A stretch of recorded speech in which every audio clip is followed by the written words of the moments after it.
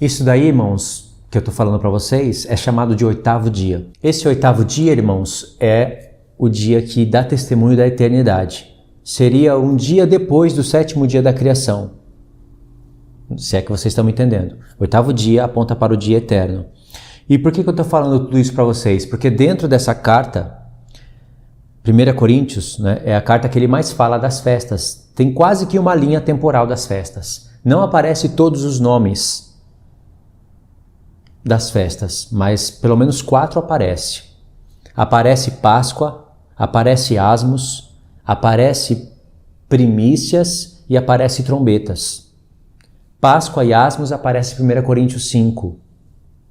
Primícias e trombetas aparecem em 1 Coríntios 15. Não aparece a palavra expiação. Não aparece a palavra tabernáculos.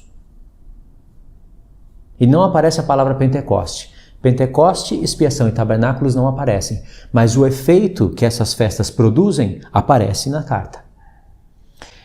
Então Paulo ensinava as festas para o povo de Deus. E não ensinava como os judeus ensinam hoje. Ele ensinava de uma maneira completamente diferente.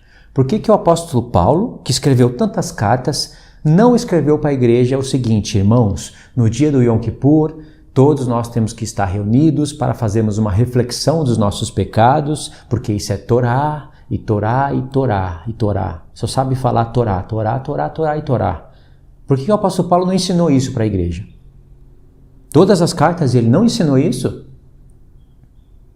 Então as coisas que ele ensinou, os judeus hoje não estão ensinando e não estão praticando. E as coisas que ele não ensinou, eles estão ensinando e praticando. E as coisas que Paulo não ensinou estão sendo ensinadas, já foram ensinadas através de livros extra-bíblicos. Livros que foram achados no Mar Morto, livros que foram achados de cartas que Paulo escreveu, mas não entraram no Novo Testamento. Isso não cheira a nada? Não tem um cheirinho de serpente? Você não acha que Deus colocou na nossa Bíblia, principalmente dentro das cartas de Paulo, aquilo que nós precisamos aprender para praticar? Então nós lemos até agora Atos 16, do 5 ao 9 e Atos 20, do 13 ao 16. Ensinei para vocês que Paulo queria estar em Jerusalém no dia de Pentecoste. E falei para vocês o porquê, a grande porta que era aberta. Porque no dia de Pentecoste seria a quarta festa e essas 4 festas estariam quase que amarradas. Elas estão amarradas. Porque começa a Páscoa é chamada de festa de 7 dias. E aí já tem os asmos. Páscoa dia 14 e os asmos começa dia 15. Está rolando a Páscoa, entra os asmos. No terceiro dia entra as primícias. Ou seja, a Páscoa não acabou e já tem primícias. E as primícias, quando começa a ser contado, conta 7 semanas vezes 7, ou seja, não acabou os 7 dias da festa da Páscoa e já está contando as primícias. Ou seja, elas estão amarradas. Aí lá, depois de 7 semanas, 7 vezes 7 semanas, no dia do Pentecoste se cumpre o dia do Pentecoste. Tem primícias ali, a palavra primícias aparece, mas é uma festa diferente, né? É um dia de encontro. Tem que compreender isso.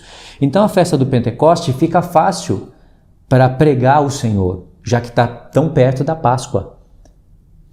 Porque é um dia que o povo está ali, cada família tem que trazer 2 pães levedados. Eles não sabiam por que faziam isso.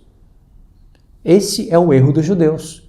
Eles querem cumprir a Torá sem entendimento. Eles não querem saber o que significa. Eles querem saber de cumprir. Por isso que eles colocam uma caixa aqui na cabeça, amarram a outra aqui na mão, se amarram todinho, para dizer que estão cumprindo alguns textos do livro da lei. Mas isso é uma loucura, sabe? Parece até uma igreja católica, cada um com as suas loucuras, né? O islamismo está lá, rodeando a pedra preta, lá em Meca, adorando aquilo. A igreja católica está fazendo seus rituais. E os judeus ortodoxos, e não se assuste, até judeus que creem no Senhor Yeshua, estão fazendo isso. Não tem muita diferença da igreja católica. Tem padres católicos que o testemunho de Jesus, o testemunho do Senhor Yeshua é mais forte.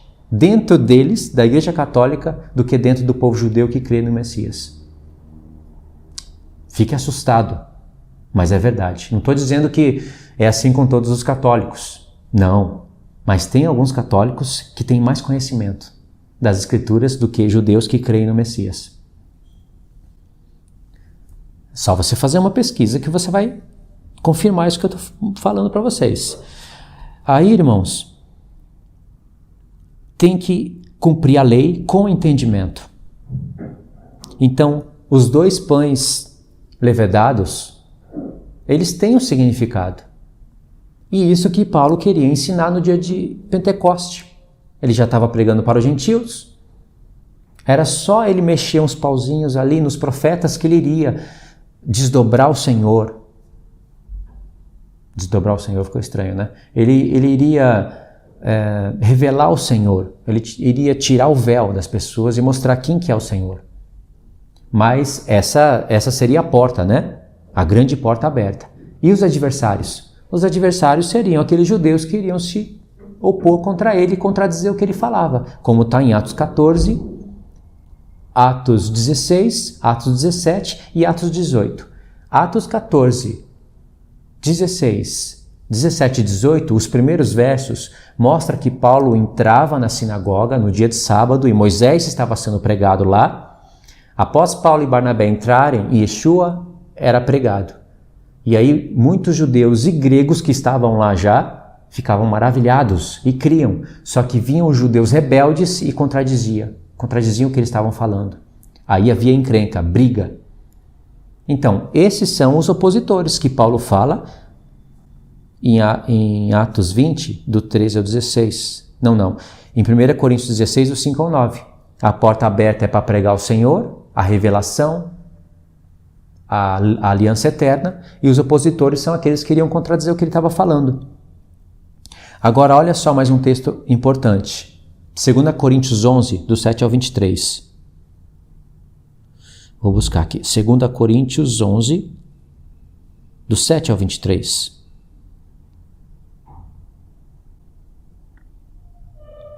Parece que não, mas em 2 Coríntios 3, Paulo está revelando coisas da nova aliança. Ele fala que Moisés usava um véu na face para que os filhos de Israel não atentassem na finalidade das coisas que Moisés falava. Aí ele fala, mas nós não somos como Moisés, que usava véu. Nós, com o rosto descoberto, falamos do Messias e vocês entendem. Aí ele fala da lei, fala de tábuas escritas, das leis de Deus escritas em tábuas de pedra, faz um contraste com a lei de Deus escrita no coração. Ou seja, ele está lutando contra esses judeus da antiga aliança, esses judeus da circuncisão, da falsa circuncisão. E aí, chegando em 2 Coríntios 11, muitos capítulos depois, ele diz assim, a partir do verso 7. Verso 7 diz assim, cometi eu porventura algum pecado pelo fato de viver humildemente, para que fosseis vós exaltados, visto que gratuitamente vos anunciei o Evangelho de Deus? É uma pergunta longa, né? Vou ler de novo. Cometi eu porventura algum pecado pelo fato de viver humildemente, para que fosseis vós exaltados, visto que gratuitamente vos anunciei o Evangelho de Deus? Despojei outras igrejas, recebendo salário, para vos poder servir. E estando entre vós, ao passar privações, não me fiz pesado a ninguém, pois os irmãos, quando vieram da Macedônia, supriram o que me faltava, e em tudo me guardei e me guardarei de vos ser pesado. Paulo está dizendo aqui, testemunhando que ele não foi pesado para ninguém, ele recebeu contribuições de outras igrejas para não pegar nada dos coríntios, porque eles eram complicados. Ele não queria dar motivo para ninguém falar dele. É isso que ele está falando aqui. Verso 10. A verdade de Cristo está em mim, por isso não me será tirada esta glória nas regiões da Acaia. Por que razão? E por que não vos amo? Deus o sabe. Mas o que faço e farei é para cortar ocasião àqueles que buscam com o intuito de serem considerados iguais a nós, naquilo em que se gloriam.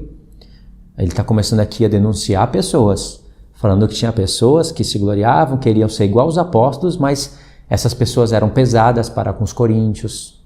Vai prestando atenção, verso 13. Porque os tais são falsos apóstolos, obreiros fraudulentos, transformando-se em apóstolos de Cristo. Olha só a intriga daquela época. Paulo saía da igreja, vinha as pessoas falando: nós somos ministros de Cristo, apóstolos do Senhor Jesus. Vocês têm que se circuncidar sim, guardar a lei de Moisés para serem salvos, porque está escrito na lei. E aí começava a bagunçar as coisas. A igreja de Gálatas já estava toda infectada. Paulo chegou até o ponto de pensar que teria trabalhado em vão para com eles. Mas Deus é muito sábio, usou esse tempo, usou essas confusões do tempo de Gálatas para que hoje nós tivéssemos grandes revelações através daquela carta. Então vamos contextualizar aqui de novo o verso 13. Porque os tais são falsos apóstolos, obreiros fraudulentos, transformando-se em apóstolos de Cristo.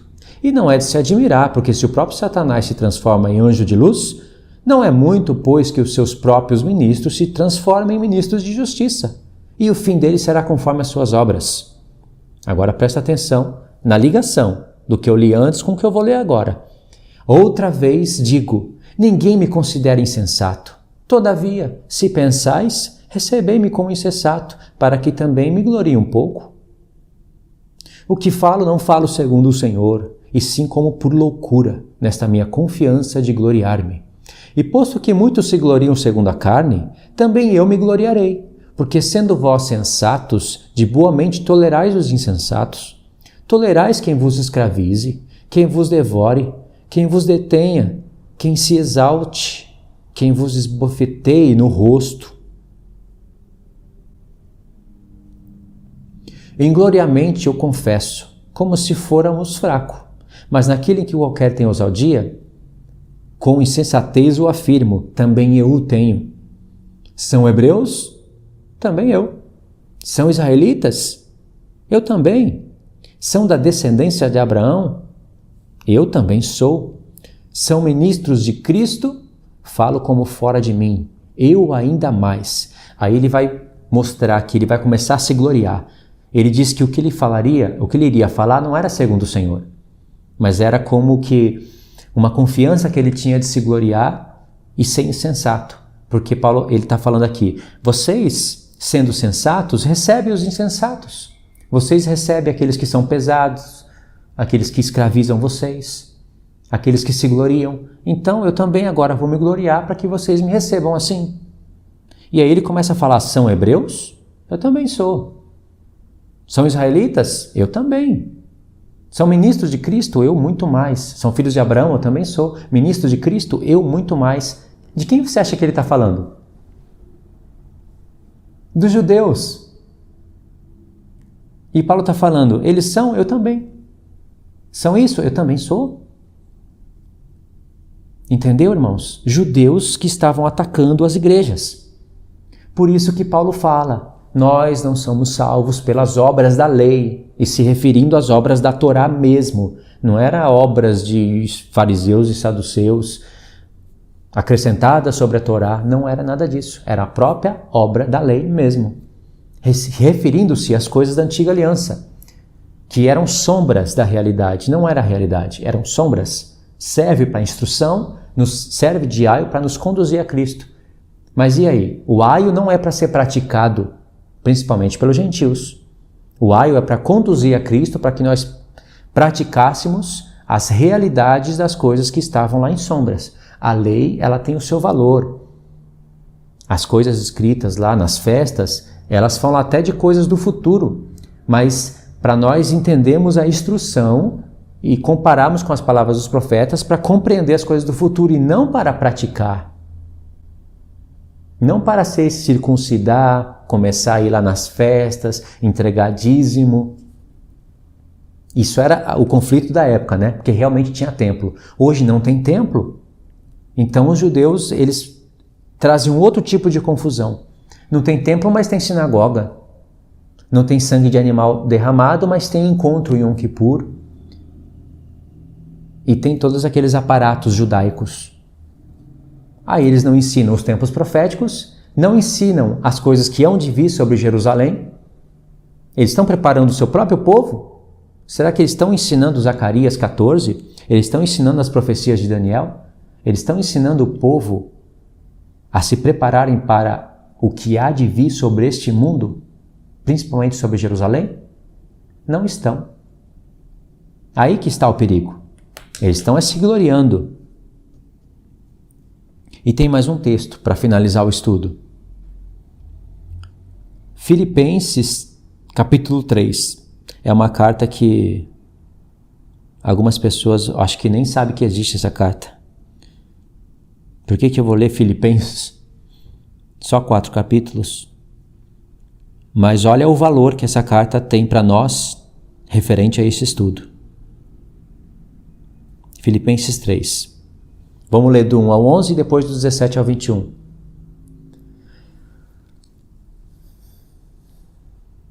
Quanto ao mais, irmãos meus, alegrai-vos no Senhor. A mim não me desgosta e é segurança para vós outros que eu vos escreva as mesmas coisas. Dá a entender que essa carta não era a primeira e que ele vai escrever repetindo coisas que ele já havia escrito antes. Então, vamos ver o que ele costumava escrever para essa igreja. Acautelai-vos dos cães, acautelai-vos dos maus obreiros, acautelai-vos da falsa circuncisão. Por que falsa circuncisão? Vamos continuar lendo, eu vou explicar o que é a falsa circuncisão. Porque nós é que somos a circuncisão, nós que adoramos a Deus no Espírito e nos gloriamos em Cristo Jesus e não confiamos na carne. Bem que eu poderia confiar também na carne. Se qualquer outro pensa que pode confiar na carne, eu ainda mais. Circuncidado ao 8º dia, da linhagem de Israel, da tribo de Benjamim, hebreu de hebreus, quanto à lei, fariseu, quanto ao zelo, perseguidor da igreja, quanto à justiça que há na lei, irrepreensível. Mas o que para mim era lucro, eu considerei perda por causa de Cristo. Sim, deveras considero tudo como perda por causa da sublimidade do conhecimento de Cristo Jesus, meu Senhor, por amor do qual perdi todas as coisas e as considero como esterco, para ganhar a Cristo e ser achado nele, não tendo justiça própria que procede de lei, senão a que é mediante a fé em Cristo Jesus. A justiça que procede de Deus, baseada na fé, para o conhecer e para conhecer e o poder da sua ressurreição e a comunhão dos seus sofrimentos, conformando-me com ele na sua morte, para que de algum modo alcance a ressurreição dentre os mortos. Você vai perceber que alguns judeus, eles leem isso daqui, mas eles praticamente vão fazer uma edição aqui, como em todos os outros pontos, e eles vão vir aqui nesse texto. Falsa circuncisão. Ele fala, acautelai-vos com a falsa circuncisão. Aí ele fala que eu sou circuncidado ao 8º dia, da linhagem de Israel, da tribo de Benjamim, hebreu de hebreus, quanto à lei fui fariseu, quanto ao zelo da lei, perseguidor da igreja. Aí eles explicam assim, Paulo não está falando da circuncisão da Torá. Paulo está falando de uma circuncisão imposta pelos fariseus e saduceus, que era uma circuncisão não conforme a que está escrito na Torá. Era uma circuncisão onde eles obrigavam as pessoas a se circuncidarem, os gentios novos na fé se circuncidarem sem que eles tenham entendimento. Então essa é a falsa circuncisão. Paulo não está falando contra a Torá. Irmãos, Paulo não está falando nada disso que eu acabei de repetir aqui. Se Paulo estivesse aqui preocupado com uma circuncisão verdadeira, sendo essa a do livro da lei, ou seja, que os gentios deveriam se circuncidar também, e deveria ser cumprida a lei de Moisés naquela época e até hoje, Paulo deveria falar isso aqui. Ele deveria falar, olha, vocês não estão fazendo conforme a lei de Moisés, a circuncisão é ao 8º dia, isso para um filho pequeno, né? Ao 8º dia, e depois, se um gentio futuramente quisesse circuncidar, ele deve ter uma um estudo primeiro, para depois aprender o que é circuncisão, as festas, etc., para depois tomar a decisão de se circuncidar. Mas Paulo não está falando nada disso aqui, irmãos. Ele está falando que a falsa circuncisão não é a do livro da lei. Ele não está chamando a falsa circuncisão a do livro da lei. Mas a falsa circuncisão era que os judeus falavam que tinha que se circuncidar conforme a lei de Moisés para serem salvos. Isso é a doutrina de homem. Isso que eu acabei de falar. Essa é a falsa circuncisão. A circuncisão verdadeira, a verdadeira que Deus vai deixar pela eternidade, é a circuncisão de Cristo. Ele não fala aqui que nós que somos a circuncisão, nós que adoramos a Deus em espírito? Essas palavras que estão aqui se encontram em outros pontos da carta. Eu poderia daqui desse texto, ir para Romanos 2 e 3 e 4. Poderia ir para Romanos capítulo 15, verso 8. Poderia ir para Colossenses 2 e mostrar para vocês que a falsa circuncisão era aquela que os judeus estavam pregando, que eles pegavam no livro da lei e queriam aplicar sobre os gentios para que eles sejam salvos. Não tem nada de novo convertido, isso não tem nada no assunto aqui.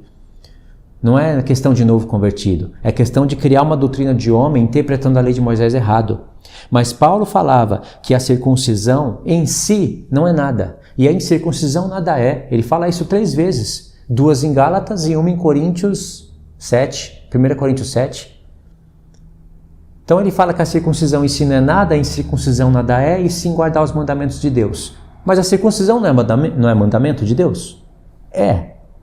Só que a circuncisão era para você entrar na antiga aliança. Ela era feita na carne, por mãos de homens, para você ser introduzido em um tabernáculo terrestre, receber expiação com sangue de animais. Toda a antiga aliança, eu estou falando aí. A legitimidade da antiga aliança. Na nova aliança, a circuncisão é de Cristo, não por mãos de homens, pelo Espírito dele, para te introduzir em um tabernáculo não feito por mãos de homens.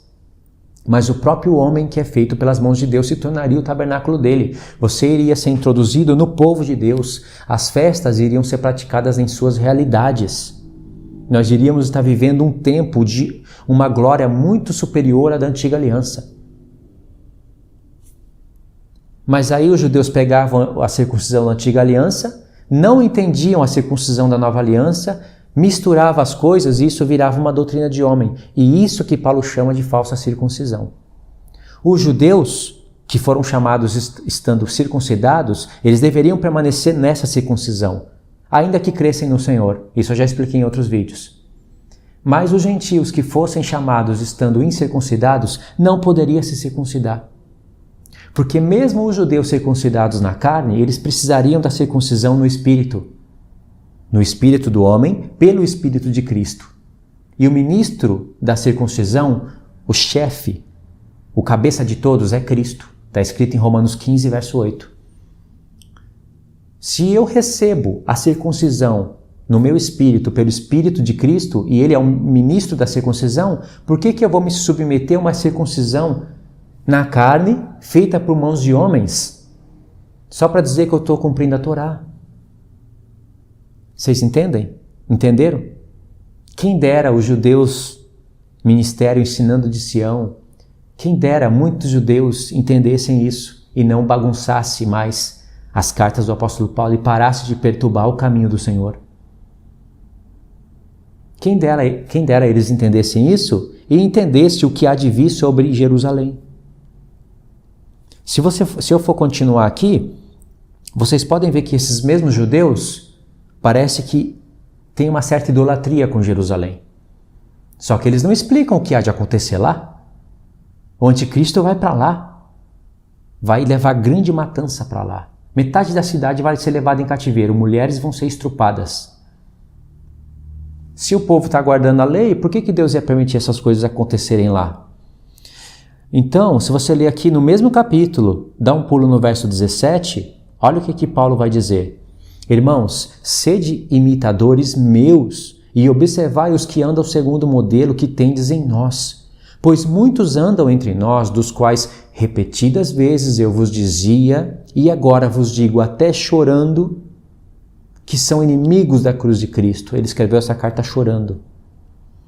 O destino deles é a perdição. O Deus deles é o ventre e a glória deles está na sua infâmia, visto que só se preocupa com as coisas terrenas. Circuncisão feita por mãos de homens, tabernáculo feito por mãos de homens, sangue de animais, carne como recompensa para sacrifícios, né? Coisas terrenas. Pois a nossa pátria está nos céus, de onde também aguardamos o Salvador, o Senhor Jesus Cristo, o qual transformará o nosso corpo de humilhação para ser igual ao corpo da sua glória, segundo a eficácia do seu poder que ele tem de até subordinar a si todas as coisas. Irmãos, olha que capítulo incrível. Esse é um capítulo que nos leva para vários pontos. É coisas que ele falou em Gálatas e em Romanos que ele está falando aqui de um outro ângulo, mas que se acoplam. É importantíssimo a gente entender isso. Parece que isso não tem proveito nenhum para a nossa vida, mas tem. Porque pessoas, por não derem crédito a isso, por não se interessarem por esses assuntos, se decepcionam nas igrejas evangélicas e vão procurar abrigo nas igrejas judaicas. E encontram até por certo tempo, mas elas estão entendendo errado e começam a praticar errado a palavra de Deus. E, consequentemente, ensinar errado. Se não apostatar do Messias, pode ser que não apostatem, mas se não apostatarem, elas vão ter os seus galardões diminuídos. A sua posição no reino de Deus vai ser diminuída, porque a pessoa não está sacerdotando conforme a vontade de Cristo, conforme a verdade da palavra. E isso eu digo para mim também. Irmão, se eu não sou apto para compreender essas coisas aqui, e para sacerdotar o povo de Deus, como que eu vou sacerdotar as nações no milênio? Se eu não entendo sobre casamento, sobre batismo, sobre santa ceia, se eu não entendo sobre as coisas do reino, como que Deus vai me colocar para reinar sobre 10 cidades, por exemplo, 5 cidades, se eu não dou conta nem com a minha própria vida? Então, quanto mais a gente compreender a vontade do Senhor, praticar e ensinar, mais Ele vai nos dar na sua vinda. Entendeu? Então é isso daí, irmãos. Eu quero que vocês deixem nos comentários as suas dúvidas, se vocês entenderam, se ficou confuso. Esse estudo aqui tem que ser assistido com um outro. Eu vou deixar o link na descrição também. E vou finalizar por aqui, tá bom? Eu vou estar falando mais sobre isso. Tem muito o que falar ainda, mas eu estou trazendo à tona esses ensinos, estou passando aqui já para vocês. É de uma maneira que não tem mapa mental, não tem nada visual, então é bom que dá para ir dirigindo, escutando, dá para estar fazendo alguma coisa dentro de casa e escutando. Se fosse um estudo com uma lousa, um estudo com textos, aí precisaria parar tudo para assistir. Então tem a vantagem também de não ter mapa mental, né, por enquanto. A vantagem de ter mapa é que fica mais fácil para eu explicar, fica mais objetivo e fica mais fácil para vocês entenderem, só que vai ter que parar para assistir. Tá bom, irmãos? É isso daí então. Deus abençoe todos vocês, em nome do Senhor Yeshua, e até os próximos estudos. Um abraço.